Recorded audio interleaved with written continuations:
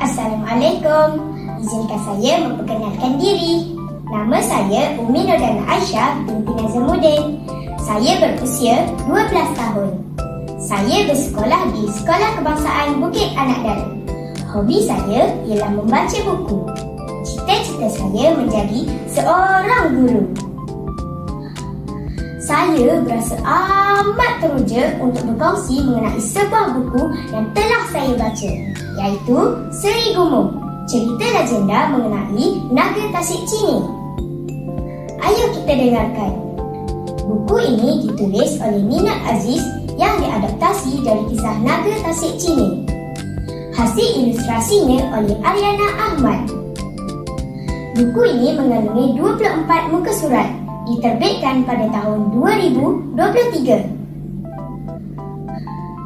Buku ini menceritakan tentang seorang puteri raja bernama Puteri Seri Gumung. Puteri Seri Gumung terkena sumpahan lalu diletakkan di taman larangan. Akhirnya, Puteri Seri Gumung jatuh cinta dengan seorang putera kemboja dari China. Kemudian, Puteri Seri Gumung meninggalkan taman larangan yang mengakibatkan puteri menjadi seekor naga, kemudian berubah menjadi sebuah pulau yang dinamakan sebagai Pulau Tioman. Kawan-kawan pernah pergi ke Pulau Tioman? Cantik! Tema buku ini ialah Cinta Akan Negara, iaitu seorang raja sanggup membuang puterinya ke taman larangan kerana bimbang akan keselamatan rakyatnya. Tema yang kedua ialah kasih sayang, iaitu puteri sanggup melanggar sumpahan demi cintanya kepada putera kemboja. Terdapat banyak pengajaran dalam buku ini.